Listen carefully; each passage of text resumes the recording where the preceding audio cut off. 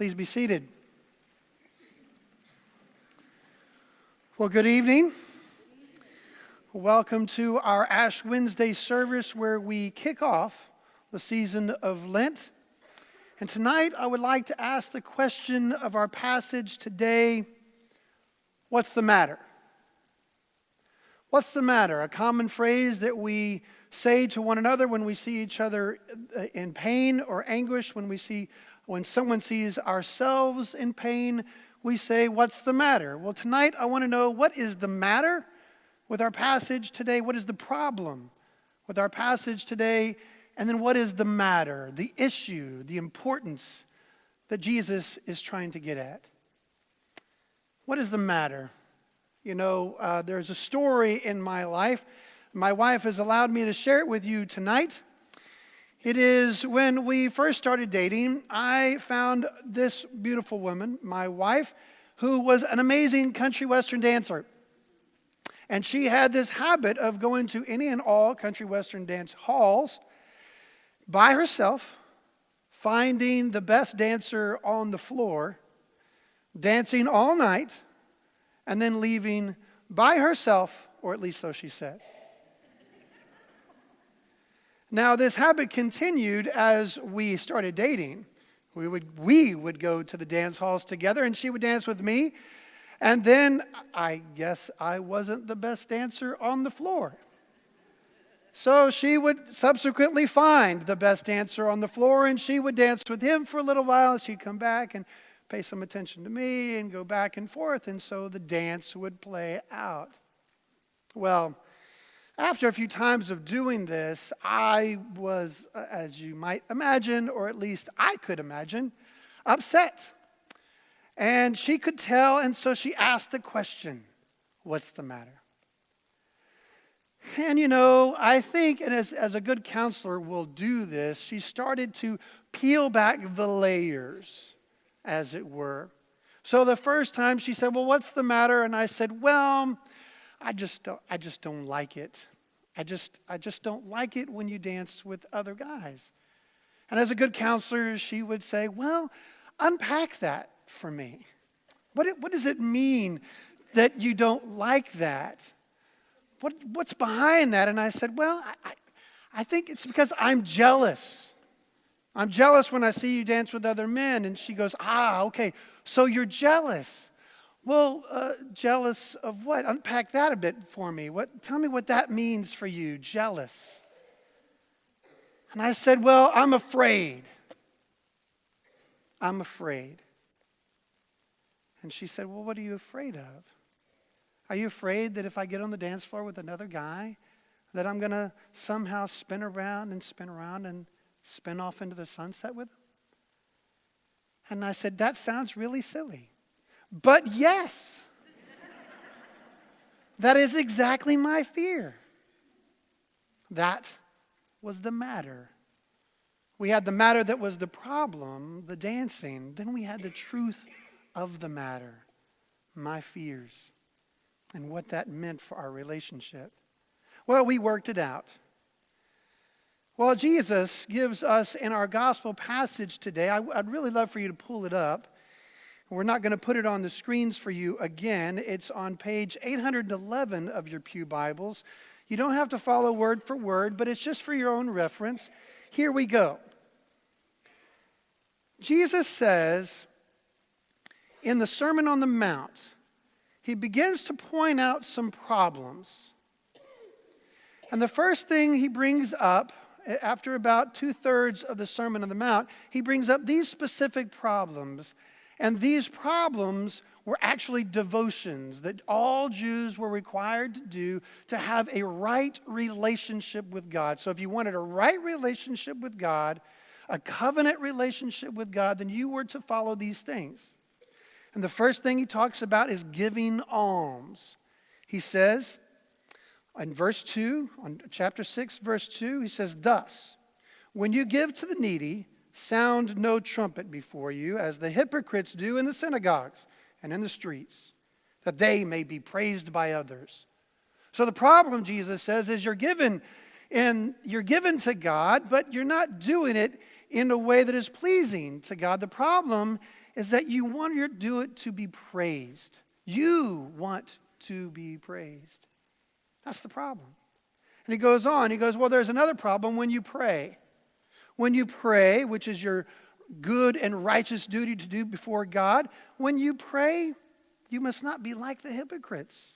For they love to stand and pray in long prayers in the synagogues and in the streets so that they may be seen by others. Well, this is a problem because what they're doing is it's not a devotion to God, but rather it is a way that they can be heard. They want to be praised. They want to be heard. And then he gives the final problem, which is fasting. He said, now in your right relationship with God, you fast. But please, when you fast, do not look gloomy like the hypocrites, for they disfigure their faces that their fasting may be seen by others. See, the problem is that they don't fast to be seen by God. They fast to be seen by others. Seems like the problem is people want to be praised.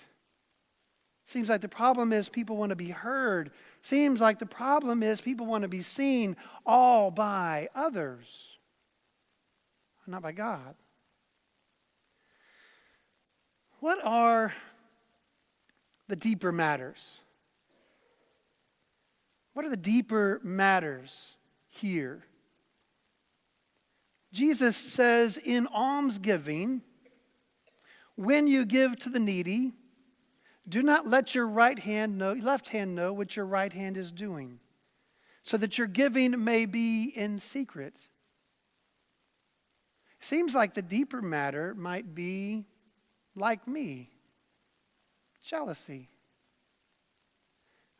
God says in the first commandment of the 10, thou shalt have no other gods but me. That includes yourselves. The first issue, the first problems, being praised, being heard, and being seen, that was about you making yourselves before me. I don't like it. But instead, when you give, I want you to give in secret. I want you to give praise to me so that you're truly wanting to be in a relationship with me and to serve others. That's what I want. That puts me back in the center of your life. Praying, Jesus goes on to say in verse 6, when you pray, go into your room and shut the door and pray to your Father who is in secret. I don't want you to pray to be heard by others. That lifts you up. That puts you in front of me. I want you to pray to me in secret, putting me as the center of your life. In fasting, he says, but when you fast, anoint your head and wash your face so that your fasting may not be seen by others, but by your Father who's in secret. I don't want you to put yourself before me. Put me as the focus of your life. The deeper matter is that I matter. So, if that's the problem, let's get to the root of the problem, the heart of the matter, as it were. Jesus says in Matthew 6:21, for where your treasure is, there your heart will be also. Now we get to my wife finding out it's fear. That's the root of Jesus' whole conversation with us. It's that this is a matter of the heart. Where your treasure is, the things that you make important in your lives, there your heart will be also. God is afraid, like I was, of losing your hearts. He's afraid of losing your hearts. You see, the heart in that time wasn't seen as an organ, wasn't even just seen as the seat of love like we do today, but rather it was the center of all that we are. It was the center of wisdom. It was the center of feelings, passions. It was the place where actions originated, where thoughts originated, where all that makes us who we are is made complete, is whole. And God is afraid of you losing yourselves.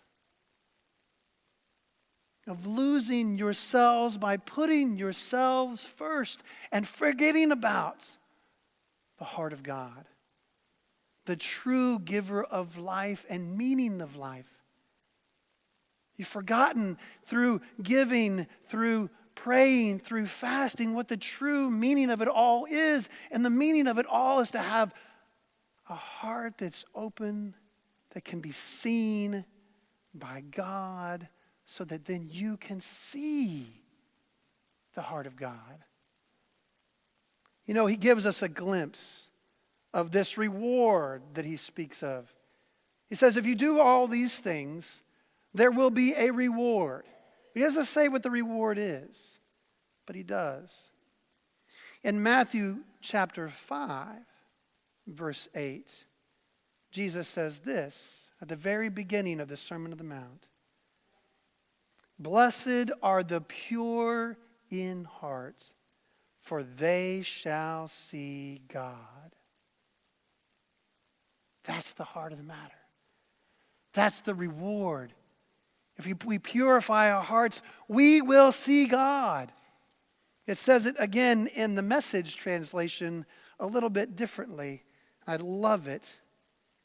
You're blessed when you get your inside world, your heart, put right, so that then you can see God in the outside world. So what does all this mean for you in this Lent, on this Ash Wednesday?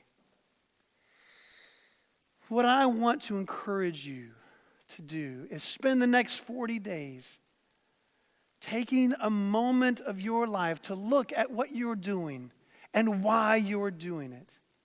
I want you to spend these next 40 days in Lent, in the words of the Message, to get your inside world, your heart, right, so that you might be blessed to see God. How can we do that? Well, Jesus, what was good for Jesus, what was good for his followers, what is good for all of God's people is good for us. To give. To give of ourselves fully in worship. Give of ourselves fully in the helping of our neighbor. To have conversations, to pray with God with our full heart. Sharing fully the desires and needs and hurts of our hearts and our minds, bearing fully all that we are to God, so that in doing so, he may truly hear who we are, and then we may open up ourselves to truly hear him. And finally, to fast. Not to fast in some way that we give up chocolate or give up things that are naturally just not good for us anyway. But rather to fast from the things of this world, even ourselves, that get in the way of our relationship with God. Jesus says it this way when he was fasting and being tempted. He says, we should not live by bread alone, but by every word from the mouth of God.